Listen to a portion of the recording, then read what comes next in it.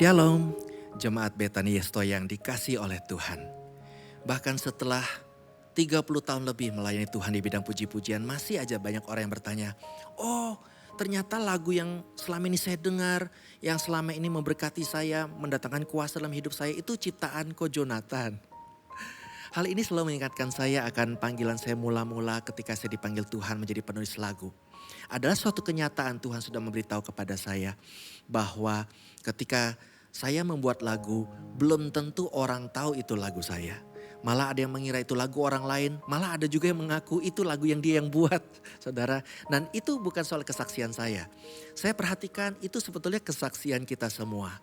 Pada saat saudara sudah melakukan, sedang merasa sudah melakukan yang terbaik yang saudara bisa, tetap ada hal yang harus saudara tahu kenyataannya. Belum tentu semua orang tahu. Ya kan? Dan kedua, bisa juga merasa orang yang tahu pun belum tentu terima kasih. Atau saudara belum tentu dia ingat akan kebaikan saudara, kerja keras saudara, pengorbanan saudara selama ini. Belum tentu dia ingat. Atau dia mungkin tidak menghargai, yang dia selalu ingat dari kita, ungkit dari kita adalah keterbatasan kita, kelemahan kita, kekurangan kita. Kita sudah melakukan banyak hal, 100 hal.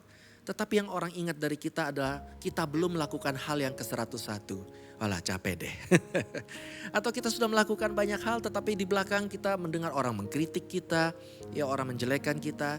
Dan yang lebih pahit lagi ketika kita sudah melakukan yang terbaik, orang membalasnya dengan kejahatan terhadap kita.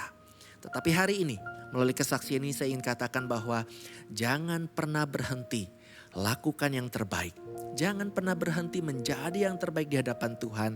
Apapun reaksi orang lain, apapun respon orang lain. Ini yang saya alami. Kenapa saya sampai sekarang terus membuat lagu. Ya mungkin orang masih belum tahu itu lagu saya tetap membuat. Kenapa? Karena kalau saudara sudah dipanggil oleh Tuhan untuk melakukan apa yang sedang saudara lakukan sekarang. Bukan karena ikut-ikutan, bukan karena terpaksa. Namun karena saudara tahu itu yang Tuhan suruh saudara lakukan. Maka upahnya juga dari Tuhan. Saya ingat waktu itu saya disuruh belajar tentang Daud. Ya membuat lagu seperti Daud. Tetapi nama saya Tuhan ganti menjadi Yonatan bukan Daud. Waktu itu saya bertanya kepada Tuhan, kenapa Yonatan Tuhan? Kenapa bukan Daud? Rupanya ketika itu saya membaca bahwa panggilan Tuhan kepada saya, Yonatan adalah seperti Yonatan menguatkan kepercayaan Daud waktu Daud lemah. Jadi panggilan saya di bidang lagu adalah menguatkan iman orang lain yang sedang lemah melalui lagu. Itu aja. Saya tahu panggilan itu dan saya terus tekuni. Saudara tahu apa yang terjadi?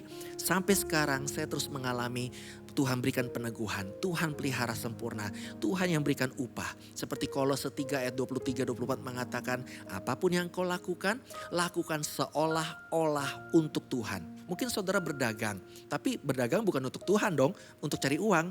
Tetapi Tuhan berkata lakukan pekerjaanmu saat mencari uang seolah-olah untuk Tuhan. Artinya apa? Segenap hati layani sesamamu. Sebab upahnya, bagian kita sudah ditetapkan oleh Tuhan. Tidak ada yang dapat mengambil bagian kita. Amin. Sebab itu yuk mari saat ini kita kembali pada panggilan kita. Kita katakan inilah yang ku punya. Hati sebagai hamba yang mau taat dan setia padamu Bapa. Kemanapun ku bawa hati yang menyembah dalam roh dan kebenaran sampai selamanya.